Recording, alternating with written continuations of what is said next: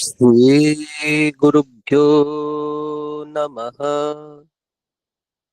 हरिः ओम्। सहनाववतु सहनौ भुनक्तु सह वीर्यङ्करवावहै तेजस्विनावधीतमस्तु मा विद्विषावहै। ॐ शान्ति शान्ति शान्तिः। ॐ सहस्रशीर्षं देवं विश्वाक्षं विश्वशम्भुवम् विश्वन् विश्वन्नारायणं देवमक्षरं परमं पदम् विश्वतः परमान्नित्यं विश्वन्नारायणगं हरिम् विश्वमेवेदं पुरुषस्तद्विश्वमुपजीवति पतिं विश्वस्यात्मेश्वरगं शाश्वतगं शिवमच्युतम् नारायणं महाज्ञेयं विश्वात्मानं परायणम् नारायणपरो ज्योतिरात्मा नारायणः परः नारायणपरं ब्रह्म तत्त्वन्नारायणः परः नारायणपरो ध्याता ध्यानन्नारायणः परः यच्च किञ्चिज्जगत् सर्वं दृश्यते श्रूयतेऽपि वा अन्तर्बहिश्च तत्सर्वं व्याप्य नारायणस्थितः अनन्तमव्ययं कविगं समुद्रेऽन्तं विश्वशम्भुवम् पद्मकोशप्रतीकाशगं हृदयं चाप्यधोमुखम् अधो निष्ट्यावितस्त्यान्ते नाभ्यामुपरि तिष्ठति ज्वालमालाकुलं भाति विश्वस्यायतनं महत् सन्ततगं शिलाभिस्तुलं बत्याकोशसन्निभम् तस्यान्ते सुषिरगं सूक्ष्मं तस्मिन् सर्वं प्रतिष्ठितम् तस्य मध्ये महानग्निर्विश्वार्चिर्विश्वतो मुखः सोऽग्रभुग्बिभजन् तिष्ठन्नाहारमजरः कविः तिर्यगूर्ध्वमधः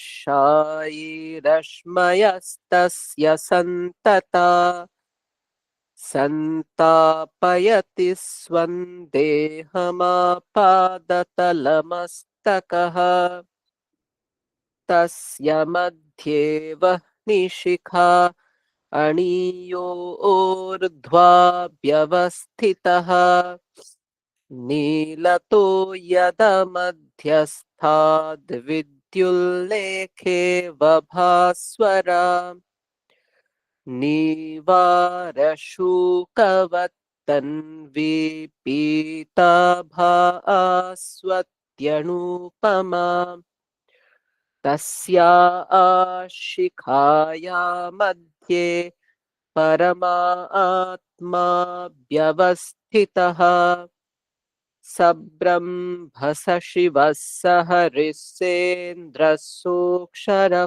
परमस्वराट् ऋतगं सत्यं परं ब्रह्म पुरुषं कृष्णपिङ्गलम् ऊर्ध्वरेतं विरूपाक्षं विश्वरूपाय वै नमो नमः।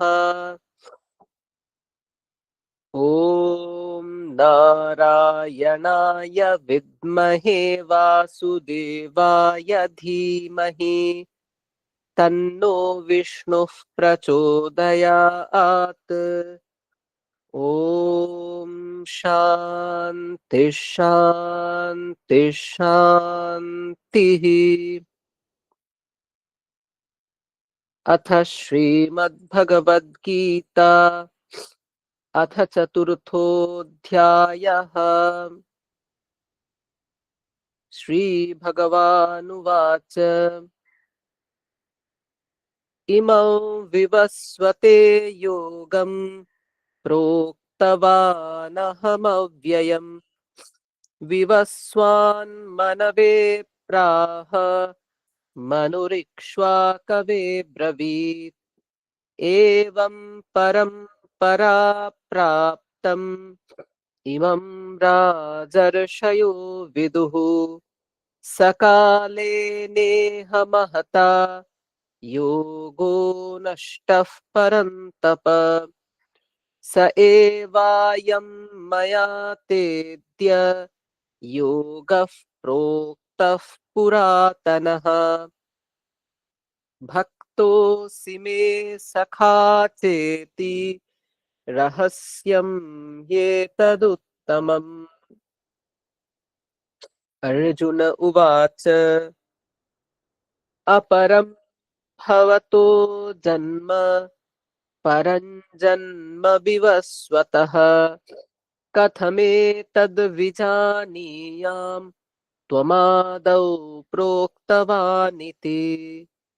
श्रीभगवानुवाच बहूनि मे व्यतीतानि जन्मानि तव चार्जुन तान्यहं वेद सर्वाणि न त्वं वेत्थ परन्तप अजोऽपि सन्नव्ययात्मा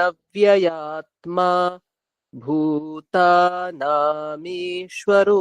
सन् प्रकृतिं स्वामधिष्ठाय सम्भवाम्यात्ममायया यदा यदा हि धर्मस्य ग्लानिर्भवति भारत अभ्युत्थानमधर्मस्य तदात्मानं सृजाम्यहम्।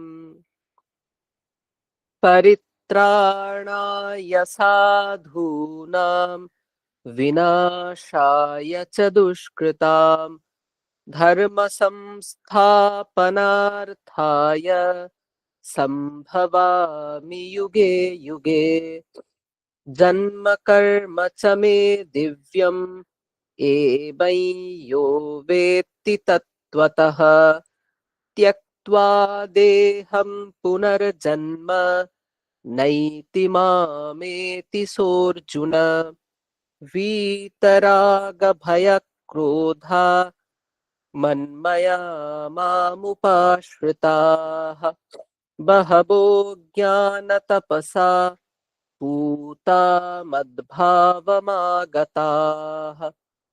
ये यथा मां प्रपद्यन्ते तांस्तथैव भजाम्यहम् मम वर्त्मानुवर्तन्ते मनुष्याः पार्थ सर्वशः काङ्क्षन्तः कर्मणां सिद्धिं यजन्त इह देवताः क्षिप्रं हि मानुषे लोके सिद्धिर्भवति कर्मजा चातुर्वर्ण्यं मया सृष्टं गुणकर्म विभागशः तस्य कर्तारमपि मां विद्य कर्तारमव्ययम् कर्तारमव्ययम् न मां कर्माणि लिम्पन्ति न मे कर्मफले स्पृहा इति माय्योऽभिजानाति कर्मभिर्न स बध्यते एवं ज्ञात्वा कृतं कर्म पूर्वैरपि मुमुक्षुभिः कुरु कर्मैव तस्मात् त्वं पूर्वैः पूर्वतरं कृतम्।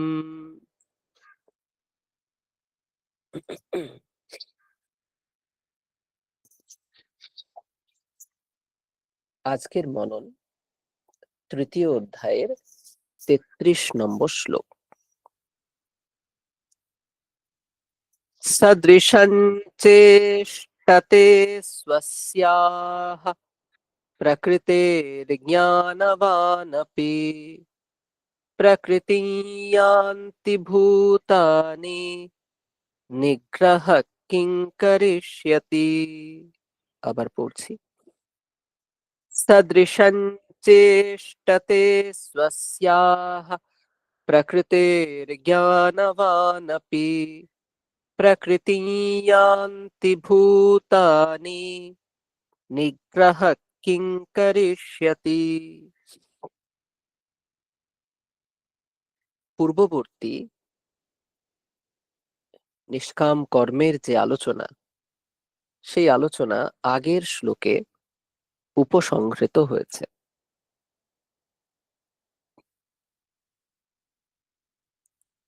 শ্রী ভগবান অর্জুনকে বলেছেন যে অর্জুন, তুমি নিষ্কাম কর্ম আচরণ করো, এবং সে নিষ্কাম কর্মের আচরণ কিভাবে হবে সে প্রসঙ্গে বলেছেন যে ফলাভিসন্ধি বর্জিত হয়ে, অর্থাৎ কর্মফল আমার হোক এই স্পৃহা, এই ইচ্ছা পরিত্যাগ করে কর্মফলকে ঈশ্বরে অর্পণ করে কর্ম করো। এইভাবে নিষ্কাম ভাবে কর্ম করলে চিত্ত শুদ্ধি হয়, অর্থাৎ অন্তরের যে কলুষতা, কাম ক্রোধ লোভ মোহ ইত্যাদি সমস্ত নিষ্কাম কর্মের মাধ্যমে দূর হয়ে থাকে। এবং উদাহরণ হিসেবে রাজা জনক ইত্যাদির কথা বলা হয়েছে। উনি নিজের উদাহরণও দিয়েছেন যে দেখো অর্জুন, আমার তো কর্তব্য কর্ম কিছুই নেই, আমার অপ্রাপ্তব্য অর্থাৎ আমি পাইনি এমন কোনো বিষয়ও নেই, তথাপি লোক সংগ্রহের জন্য আমি কর্ম করি। অর্থাৎ জনগণ যাতে উন্মার্গগামী না হয় তার জন্য আমি কর্ম করি। কারণ কি, জনগণ শ্রেষ্ঠ ব্যক্তিদের অনুসরণ করে। यद् यदाचरति श्रेष्ठः तत्तदेवेतरो जनः स यत् प्रमाणं कुरुते লোকস্তদনুবর্ততে। সুতরাং হে অর্জুন, তুমি লোকসংগ্রহের জন্য, নিজের আত্মিক অভ্যুন্নতির জন্য যে কর্ম সমাপতিত, তুমি যুদ্ধক্ষেত্রে দাঁড়িয়ে তুমি ভুলে যেও না, ক্ষত্রিয়ের বহু পুণ্য হলে এরকম যুদ্ধ পায়। লাভান্তে যুদ্ধমীদৃশম ভগবান বলেছিলেন দ্বিতীয় অধ্যায়ে। সুতরাং যা নাকি স্বর্গের উন্মুক্ত দ্বার, এই যে যুদ্ধ, যা ক্ষত্রিয় হিসেবে তোমার কর্তব্য, তুমি একে অবহেলা করো না, তুমি তোমার কর্ম আচরণ করো। এরপরে নূতন যে আলোচনাটা শুরু হচ্ছে, তো এখানে খুব গুরুত্বপূর্ণ একটা আলোচনা শুরু হবে। তারই ভূমিকা হচ্ছে এই শ্লোকটির মাধ্যমে। এখানে কি বলা হচ্ছে যে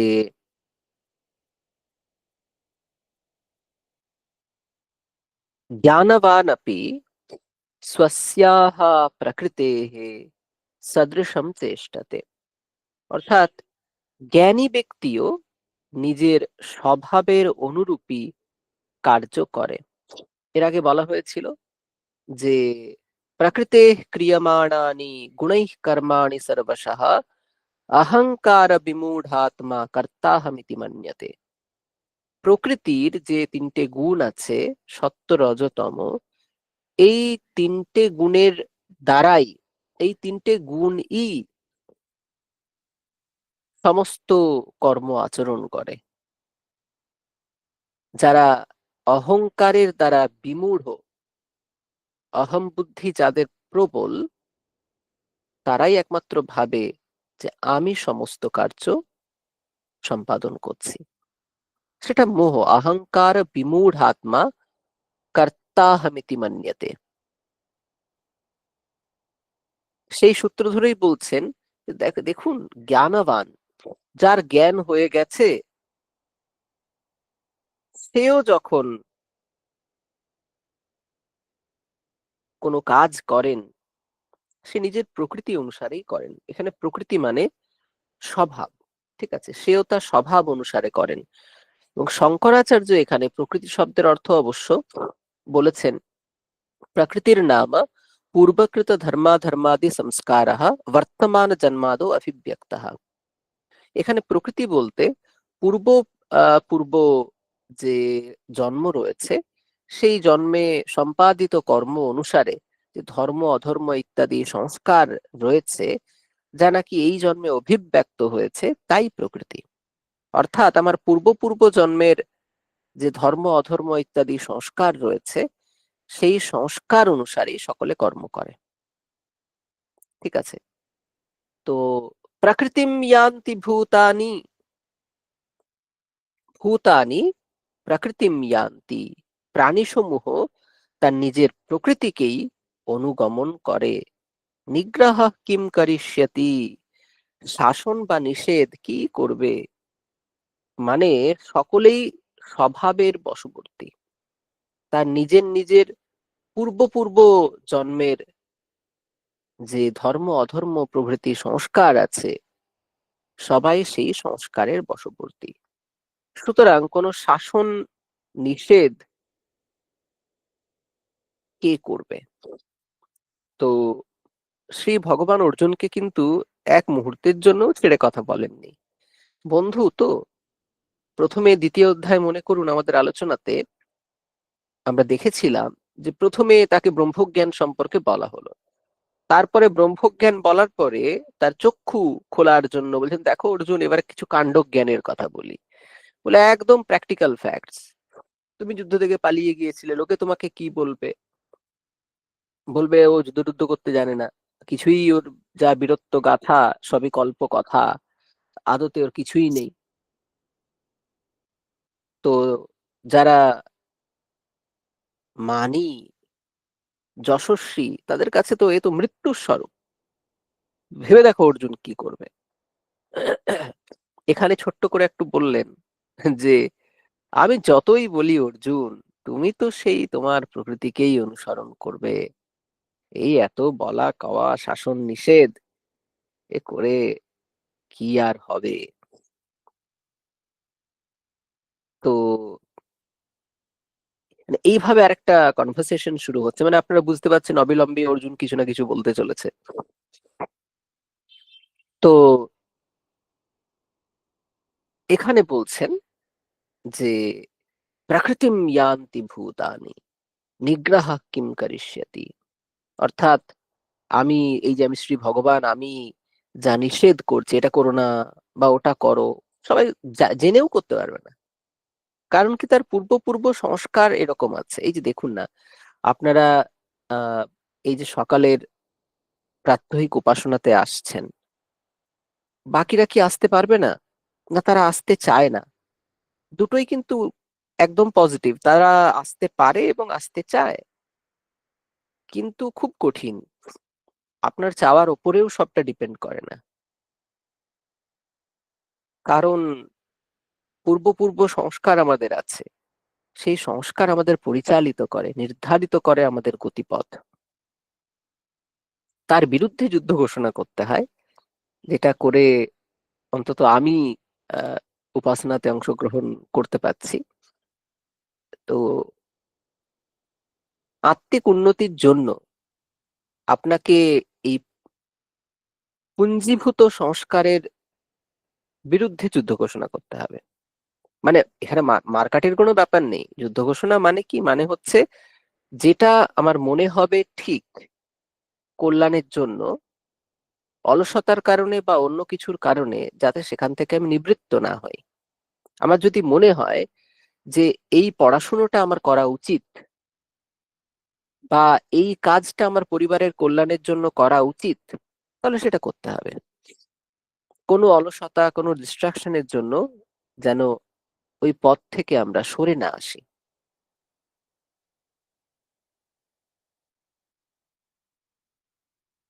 এবং এই যে সংস্কার ইত্যাদি, তার থেকেও কিন্তু আহ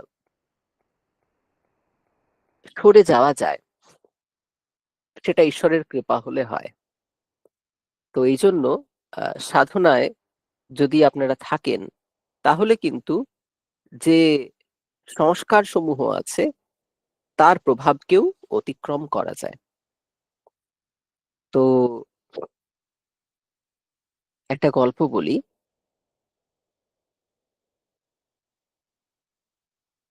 কৃষ্ণ এবং দুর্যোধনের সংবাদ। তো কৃষ্ণ দুর্যোধনকে বলছে যে, দুর্যোধন, এই ব্যাপারটা কি বলতো। এই পাণ্ডবেরা যে গুরুকুল থেকে পড়েছে, যে স্যারদের কাছে পড়েছে, মানে যে ঋষিদের কাছে পড়েছে, তোমরাও তো তার কাছে, তুমিও তো তার কাছেই পড়েছো, তাহলে তোমার এরকম বিপরীত প্রবৃত্তি কেন? তখন দুর্যোধন বলছে, জানামি ধর্মম ন চ মে প্রবৃত্তি, জানামি অধর্মম ন চ মে নিবৃত্তি, কেনাপি দেবেন হৃদি স্থিতেন যথা নিযুক্তোস্মি তথা করোমি। হে কৃষ্ণ,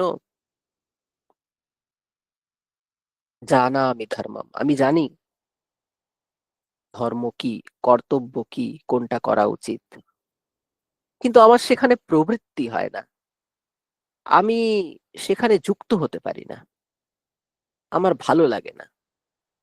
জানামি অধর্মম ন চ মে নিবৃত্তি, আমি জানি কোনটা অধর্ম, কিন্তু আমি সেখান থেকে নিজেকে সরিয়ে আনতে পারি না।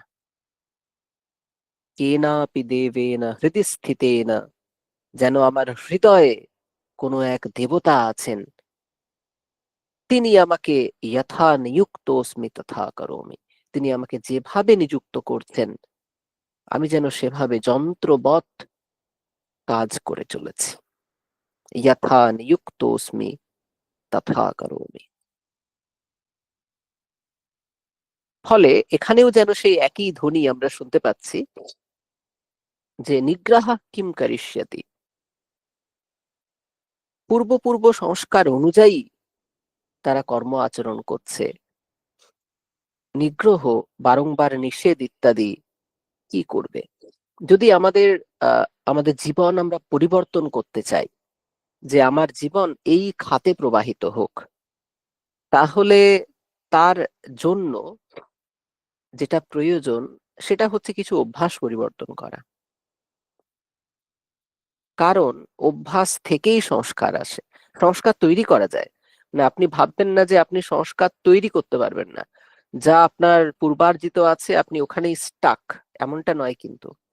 স্বামী বিবেকানন্দ বলেন যে আমরা যদি কোনো কাজ বারবার বারবার বারবার করতে থাকি, তাহলে তা অভ্যাসে পরিণত হয়, এবং এই অভ্যাস যখন কন্টিনিউ করতে থাকে, তখন তা প্রবণতায় পরিবর্তিত হয়, এবং এই প্রবণতা থেকে আসে সংস্কার। আর এই সংস্কারই আমাদের চরিত্র তৈরি করে। স্বামী বিবেকানন্দ চরিত্র নির্মাণ প্রসঙ্গে বলছেন যে রিপিটেটিভ ওয়ার্কস, আমরা বারবার বারবার যে কাজগুলো করছি, ধরুন আমরা প্রত্যেকদিন সকালে এই পজিটিভ একটা থট নিয়ে দিন শুরু করছি, এটা আমরা বারবার বারবার বারবার করছি। তো এই সকালবেলায় ওঠা, প্রতিদিন একটা পজিটিভ ভাইব দিয়ে অত্যন্ত একটা ইতিবাচকতার সাথে একটা সুন্দর দিন শুরু করা, এটা আপনার অভ্যাসে পরিণত হবে। এটা আপনার মধ্যে অনেক পজিটিভ, ইতিবাচক সংস্কার তৈরি করবে, যা পরবর্তীকালে আপনার থট প্রসেস এবং কোর্স অফ অ্যাকশনকে পরিবর্তিত করবে। এরকম আপনি বই পড়া শুরু করুন, সৎ গ্রন্থ পাঠ, দেখবেন ধীরে ধীরে ধীরে ধীরে অভ্যাসে পরিণত হচ্ছে। তারপরে সেখান থেকে উৎপন্ন হচ্ছে প্রোপেনসিটি, প্রবণতা। ভালো বই হলে একটু পড়তে ইচ্ছে যাবে, এবং তার থেকে উৎপন্ন হবে সংস্কার। সংস্কারগুলো হচ্ছে ইমপ্রিন্ট। আমাদের যে আমিত্ব, এই যে আমার ক্যারেক্টার, আমার যে স্বভাব প্রকৃতি, এই সমস্তই কিন্তু পুরো সাবকনসিয়াস আমাদের কন্ট্রোল করে। আপনি একবারের জন্য ভাববেন না যে আপনি সক্রিয়ভাবে সমস্ত কিছু করেন। আপনি অফিস থেকে বা স্কুল থেকে বা কলেজ থেকে যখন বাড়ি ফেরেন, আপনার বাড়ির রাস্তাটা আপনাকে মনে করে করে চিনতে, মানে চিনে চিনে ফিরতে হয় না। আপনি যেন যন্ত্রের মতো চলে আসেন। কিভাবে এটা হয়? সাবকনসিয়াস কাজ করে, অবচেতন কাজ করে। এই অবচেতনটাই কিন্তু আমাদের ম্যাক্সিমাম অ্যাকশন কন্ট্রোল করে, অবচেতন। আর এই অবচেতনে জমা হয়ে আছে এই সমস্ত ইমপ্রিন্ট গুলো, এই সমস্ত সংস্কার গুলো, তারাই কিন্তু আমাদের পরিচালিত করে। ফলে যদি আমরা আমাদের জীবনকে পরিবর্তিত করতে চাই, তাহলে অবশ্যই আমাদের ভালো সংস্কার অর্জন করতে হবে। এবং সংস্কার অর্জন করা যায় ভালো কাজের মাধ্যমে, ভালো অভ্যাসের মাধ্যমে। তো আমরা যেন ভালো কাজ, ভালো অভ্যাস রপ্ত করতে পারি। আর এটা একটা ট্রিকও আছে যে কিভাবে করবেন। একদিনে সবাই হঠাৎ করে দুম করে ভালো হয়ে যায় না। তার জন্য মান্থলি টার্গেট নিতে হয়, যে আমি এক মাসে এই একটা কাজ ভালো করব। ভাবুন 12টা মাস, 12টা ভালো জিনিস অভ্যাস করা যায়। যেমন আপনি ধরুন এখন ঠিক করলেন যে আমার যত ব্যস্ততাই থাক, আমি রাত্রেবেলা কাজ থেকে ফিরে সমস্ত খাওয়া দাওয়া করে আমি বই নিয়ে 15 মিনিট বসবো। আমি কোনো একটা গল্পের বই পড়বো, কোনো একটা সৎগ্রন্থ পড়বো, এ, আহ, শ্রী শ্রী রামকৃষ্ণ কথামৃত পড়বো, স্বামী বিবেকানন্দের কর্মযোগ পড়বো, বা আমি অন্যান্য কোনো সাধকের জীবনী পড়বো, বা অন্যান্য কোনো সাধকের লেখা পড়বো। আপনি এরকম টার্গেট করলেন, তাহলে কি 1 মাস ধরে ওটা কন্টিনিউ করলেন, ওটা আপনার অভ্যাসে পরিণত হবে। আপনি ঠিক করলেন আমি প্রত্যেকদিন সকালে প্রার্থনায় আসবো, প্রেয়ারে আসবো। আপনি একটা মাস এরকম করলেন। আবার একটা মাস ঠিক করলেন যে আমি প্রত্যেক দিন অন্তত 2 কিলোমিটার হাঁটবো। আবার পরের মাসে হয়তো অভ্যাস করলেন যে আমি প্রত্যেক দিন 10 মিনিট মেডিটেশন করব। মানে ব্যাপারটা যতটা সোজা শুনতে লাগছে ততটা সোজা নয়, কারণ আপনার পূর্ববর্তী সংস্কার তো এসে বাধা দেবেই। আমি এরকম অনেক ভেবেছি, সব যে পেরে উঠেছি তা না, ম্যাক্সিমাম ক্ষেত্রেই বিফল। কারণ আহ, সবার সেলফ ডিসিপ্লিন একরকম থাকে না। তো আমার সেলফ ডিসিপ্লিন খুব উইক। তো ওই জন্য আমাকে নিজেকে আহ, কর্মের মধ্যে আবদ্ধ রাখতে হয়। তার ফলে যেটা হয়, আহ, আমি নিরন্তর যদি ব্যস্ত থাকি, তখন স্বাভাবিকভাবেই আহ, একটা পজিটিভ ইম্প্যাক্ট পড়তে শুরু করে। যাদের সেলফ ডিসিপ্লিন খুব ভালো, যেমন যেটা চান সেটা করতে পারেন, তারা তো মানে কি বলবো, আশীর্বাদ প্রাপ্ত, তারা ব্লেসড। তো এই জন্য চেষ্টা করবেন প্রত্যেক আহ, মাসে মাসে অন্তত যেন একটা করে ভালো গুণ অর্জন করতে পারেন। ঠিক আছে, কোনো মাসে হয়তো ঠিক করলেন আমি হোয়াইট লাই বলবো না, যে মিথ্যাগুলো মিথ্যা কিন্তু কারোর ক্ষতি করে না। এই হয়তো আজ যাবেন 1 ঘন্টা পরে বলছেন এই 10 মিনিটে আসছি, এগুলো আমি আর বলবো না। তো দেখবেন পুরো লাইফ চেঞ্জ হয়ে যায়। ছোট ছোট ছোট ছোট পরিবর্তন জীবনে অনেক কিছু আহ ইতিবাচক বিষয় নিয়ে আসে। যেমন আমি বলছিলাম যে মন 2 ধরনের হয়, একটা হচ্ছে এজিটেটেড মাইন্ড, একটা হচ্ছে মেডিটেটিভ মাইন্ড। একটা হচ্ছে চঞ্চল মন, আর একটা হচ্ছে সমাহিত মন। আপনি যদি প্রত্যেকদিন উপাসনা করেন, এই আলোচনাতে অংশগ্রহণ করেন, আপনি ফিল করবেন আপনি ধীরে ধীরে আপনার মাইন্ড এজিটেটেড থেকে মেডিটেটিভ হচ্ছে। আমি নিজে এটা অনুভব করি। আমি ওই জন্য এই উপাসনা কিছুতেই মিস করতে চাই না। প্রতিনিয়ত উপাসনাতে যুক্ত থাকার চেষ্টা করি, কারণ আমি জানি যে এই অভ্যাসটা যদি আমি কন্টিনিউ করতে পারি, আমার ওই চঞ্চল মন যে কিছু ডিসাইড করতে পারে না, সবসময় অস্থির থাকে, তার থেকে আমি একটা স্থির শান্ত মন আমি আহ পাবো, যা দিয়ে আমি আরো দক্ষতার সাথে আরো ভালো কাজ করতে পারবো।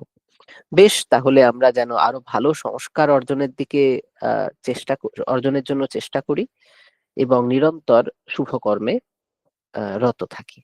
বেশ, এরপরে আপনারা প্রাত্যহিক ধ্যান, জপ, শরীরচর্চা ইত্যাদির মাধ্যমে আজকের সুন্দর দিন শুরু করুন। সকলকে সুপ্রভাত।